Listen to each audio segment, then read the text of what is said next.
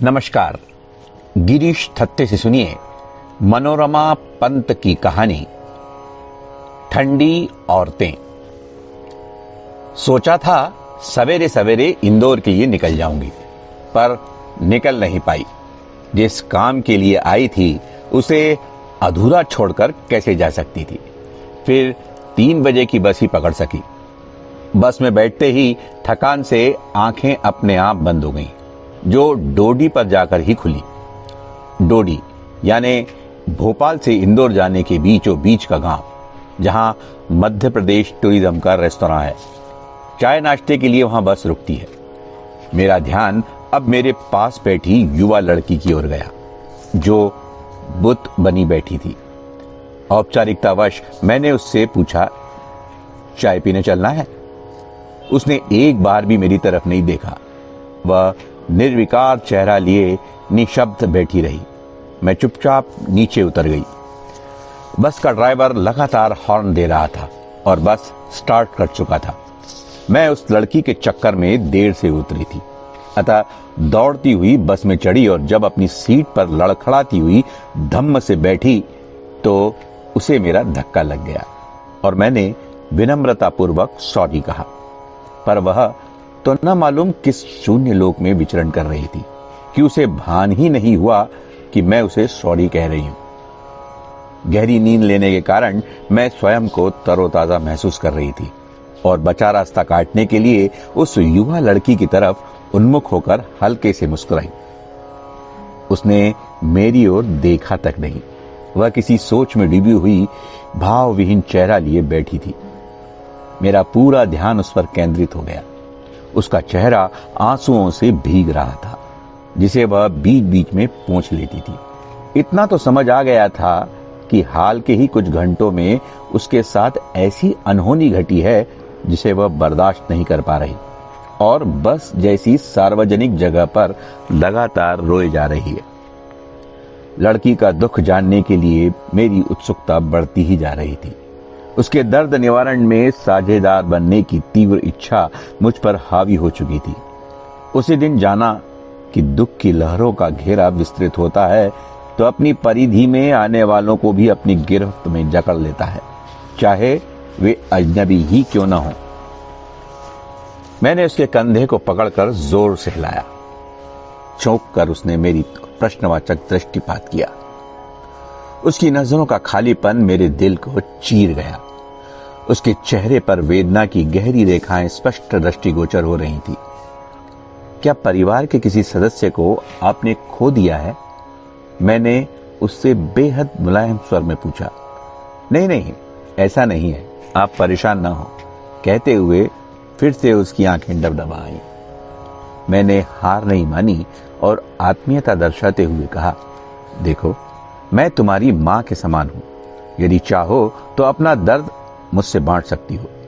कभी कभी अजनबी को भी अपना मान लेने में बुराई नहीं है। शायद मैं तुम्हारे दुख को कम करने में कुछ सलाह मशवरा दे सकूं। उसने अब खुलकर गहरी नजरों से मुझे देखा। लगा जैसे होश में आ गई हो। फिर अत्यंत धीमे स्वर में कहा, मैं बहुत परेशान हूं, माफ करें, यह मेरा व्यक्तिगत मामला है।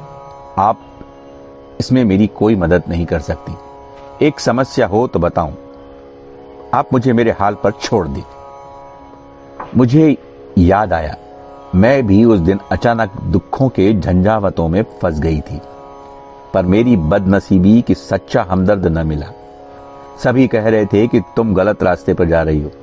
मां, पिताजी, भाई, यहां तक कि मेरी घनिष्ठ मित्र भी मेरी परेशानियां समझकर भी नहीं समझ रहे थे। एक पति अपनी पत्नी की भावनाओं से खिलवाड़ करता रहा और पत्नी पतिव्रत धारण कर चुप रहे। यही तो सब चाहते थे मुझसे। सब समझा रहे थे कि एक अकेली औरत को पग पग पर कठिनाइयों के दलदल में फंसना पड़ता है, पर मैं अड़िग रही। मैंने विद्रोही कदम उठा लिया, बिना सोचे कि भविष्य में पता नहीं क्या होगा। लंबी सांस लेकर मैं विगत के झंझावतों से निकल पड़ी।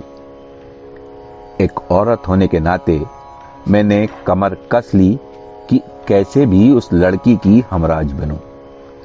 बहुत जोर देने पर उसने कहा, 1 हफ्ते से बेटे से बात करने की कोशिश कर रही हूं, पर वह बात ही नहीं कर रहा।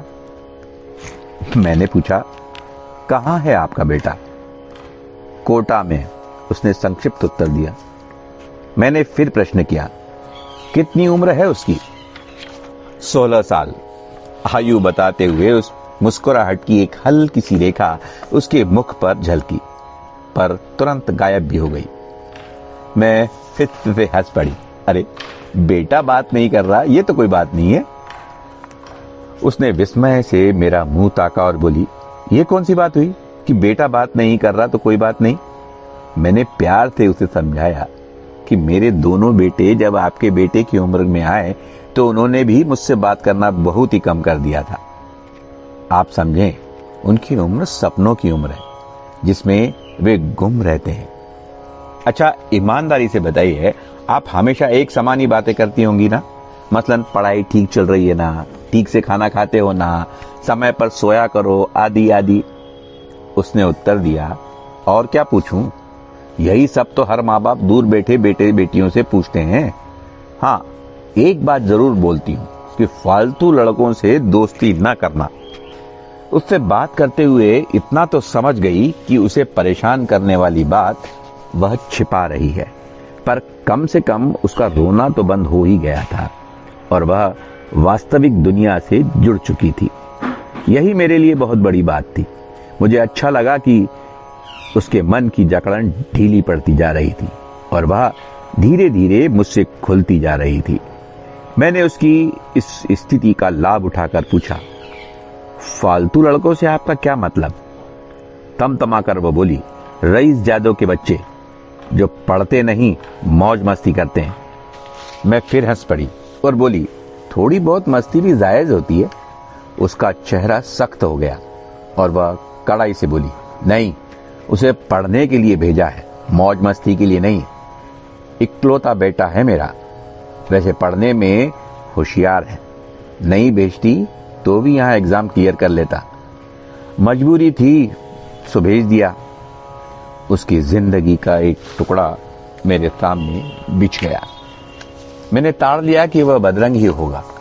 मैंने उसे कुरेदना उचित नहीं समझा, पर मैं गलत थी। दुख तो उस रुके हुए नीर के समान है कि जब तक रुका है तो रुका है, बहा तो फिर रुकता नहीं, अपने साथ सब बहा ले जाता है। अब फिर से आंसुओं की एक लंबी धार उसके गालों पर बह रही। उसके मौन रुंदन ने मेरा कलेजा छलनी कर दिया। यह तो अच्छा था कि आगे पीछे के लगभग सभी यात्री अपने अपने मोबाइल में व्यस्त थे। किसी का भी ध्यान हमारी तरफ नहीं था। जैसे जैसे तकनीक का विकास और प्रसार हो रहा है, व्यक्ति आत्म केंद्रित और भावनात्मक रूप से रुक्ष होता जा रहा है। बस में सबके सिर मोबाइल पर झुके थे। यदि यह लड़की मेरे पास बैठ रो नहीं रही होती तो शायद हम दोनों भी एक दूसरे से निर्लिप्त मोबाइल में गुम रहते। मैंने उसका हाथ अपने हाथ में लेकर तब तक दबाए रखा जब तक कि वह प्रकृतिस्थ नहीं हो गई। बहुधा लोग कहते हैं जिंदगी 4 दिन की होती है, उसे खुलकर जीना चाहिए, पर इस 4 दिन की जिंदगी में एक स्त्री न जाने कितने जीवन जी लेती है, इसका कोई हिसाब नहीं। इस बस में बैठी लड़की को ही लें, मुश्किल से 40-42 भी पार नहीं किए होंगे, पर इस छोटी उम्र में न जाने कितने कड़वे अनुभव विष के समान उसने गटके होंगे। इंदौर आने में अब केवल 45 मिनट ही बचे थे। उसकी जिंदगी की किताब मेरे सामने खुल चुकी थी। बस अब कुछ ही रहस्यमय पृष्ठ खुलने बाकी थे। पता नहीं उसने क्या सोचा, पर शीघ्र ही मुझे एहसास हो गया कि वह मुझ जैसी अजनबी औरत से कुछ मदद ले सकती है। यात्रा हमेशा नए नए तजुर्बे देती है। यात्रा व्यक्ति को एक तटस्थ नजरिया देती है, वह नजरिया जिसका दैनिक जीवन में अभाव होता है। यात्राओं में कभी कभी इन प्रश्नों के उत्तर भी मिल जाते हैं जो वर्षों से किसी को परेशान करते रहते हैं। मुझे भी विश्वास हो चला था कि चंद घंटों की यात्रा में शायद मैं अपनी सहयात्री के जीवन को एक सुखद मोड़ दे जाऊं। उस युवा लड़की ने बिना पूछे ही बताया कि उसका विवाहित जीवन सुखद नहीं है। आए दिन होने वाले विवादों का बच्चे पर असर नहीं पड़े, इस कारण उसे पढ़ने कोटा भेजा है। पति भोपाल शहर में नौकरी करते हैं और वह इंदौर में सरकारी नौकरी में है। हफ्ते 15 दिन में मेरे पास आ जाते हैं या वह मिलने चली जाती है। जैसे जैसे इंदौर पास आ रहा था, वैसे वैसे उसकी निजी जिंदगी में झांकने की उत्कंठा बढ़ती ही जा रही थी। अब उसने जो बताया तो मैं जड़ हो गई। मेरा विगत मेरे सामने आकर खड़ा हो गया, जिसमें ऊंचे ओहदे पर आसीन सुदर्शन व्यक्तित्व वाला मेरा पति बेशर्मी से बैठक में अपने दोस्तों से कह रहा था, यार पढ़ी लिखी औरतें तो ठंडी लाश के समान होती है। जो मजा अनपढ़ औरतों के साथ आता है उसका तो वर्णन ही नहीं किया जा सकता। बैठक में ठहाके लग रहे थे। पढ़े लिखे संभ्रांत माननीयों के तब बिचौले उतर रहे थे। उसमें से एक कह रहा था, पढ़ी लिखी औरतें यदि नौकरी में हैं तब तो और मुसीबत, हर समय थके रहने का रोना, आज मन नहीं है, आदि आदि। उन सब के ठहाके गर्म शीशे की तरह मेरे कान में पड़ रहे थे। जब पति की महफिल जमती तो मैं अक्सर अपनी सहेली के घर चली जाती थी, पर उस दिन नहीं गई तो नकली मुखौटे लगे एलिट वर्ग की सच्चाई से रूबरू हो सकी। दोस्तों के जाने के बाद मैंने अपनी नाराजगी जाहिर की, पर पतिदेव अभी भी विदेशी शराब की तरंग में थे। मुझे अपने पास खींचकर बोले, बेबी ये पूरी दुनिया औरतों के इर्द गिर्द ही तो बसी है, जाओ खाना लगाओ, परेशान ना हो। बस उसी दिन से मैं अपने आप से उलझ पड़ी।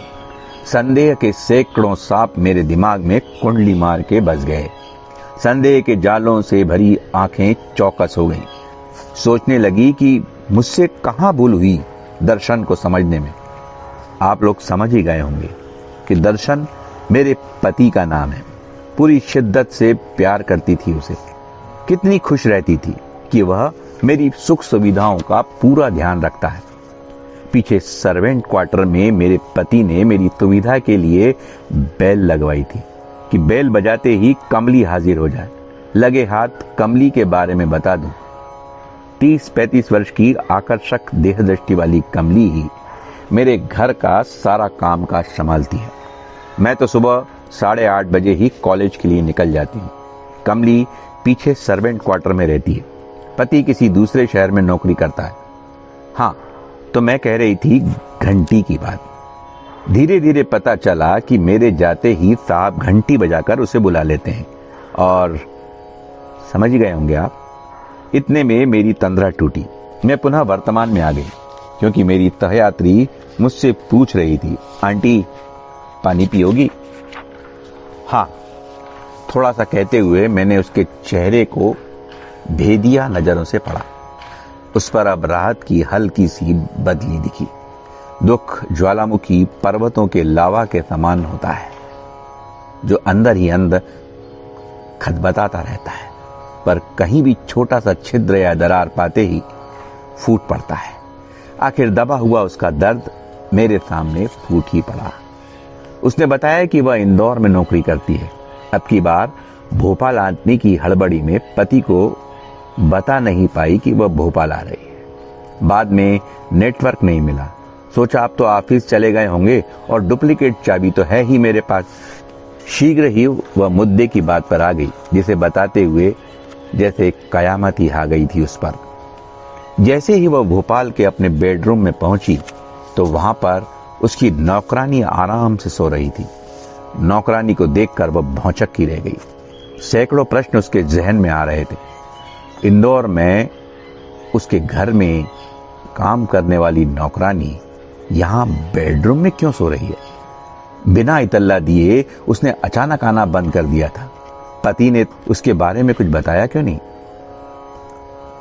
खैर, उसने उसे झिझोड़ कर जगाया तो वह हड़बड़ा कर उठ बैठी और अपनी मालकिन देखकर उसका चेहरा सफेद हो गया और फिर बताते बताते उसकी हिचकियां बन गईं।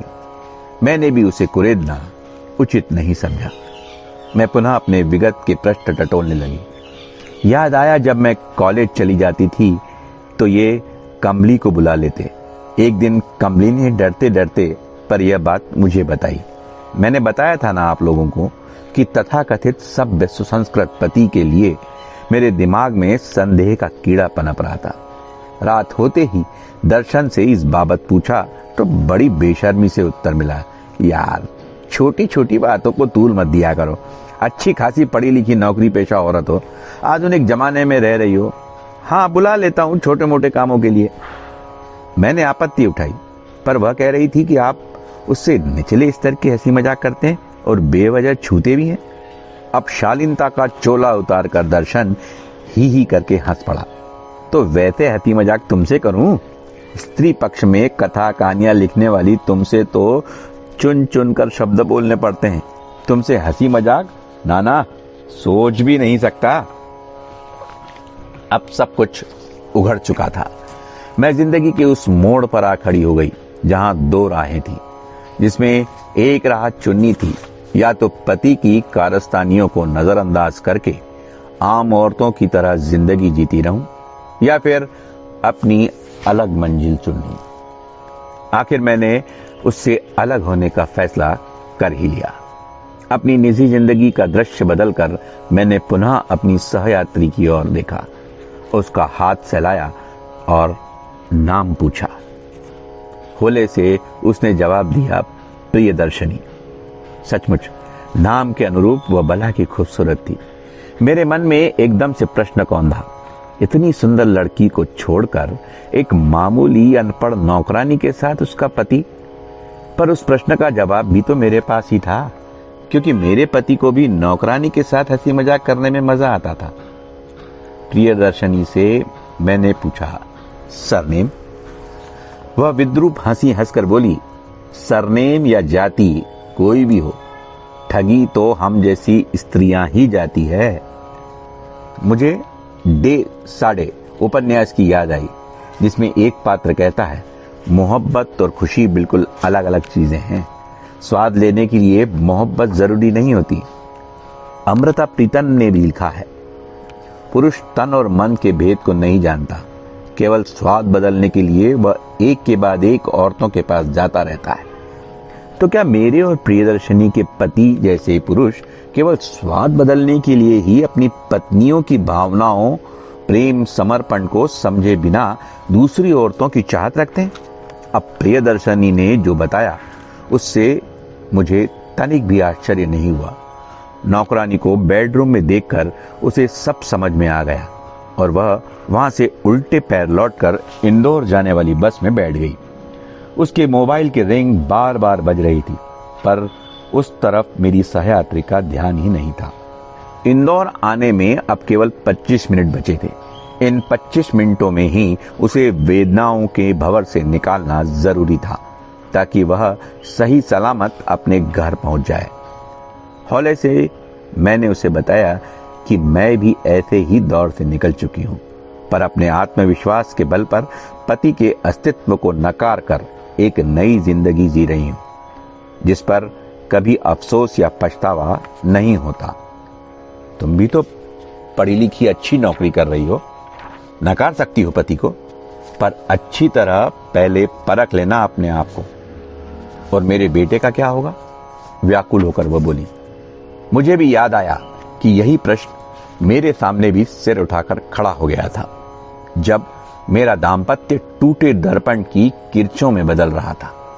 वर्षों के विवाहित जीवन के सुरक्षा चक्र को तोड़ना भारत जैसे देश में सरल नहीं है, पर मैंने वह कर दिखाया। प्रियदर्शनी के सामने मैं एक सशक्त स्त्री के रूप में खड़ी थी।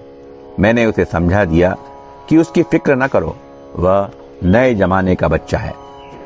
इंदौर आने को ही था, मैंने देखा वह मुस्कुराने की कोशिश कर रही थी।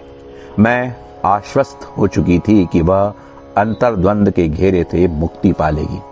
शायद इन चंद पलों में ही वह किसी निर्णयात्मक मोड़ पर पहुंच गई थी।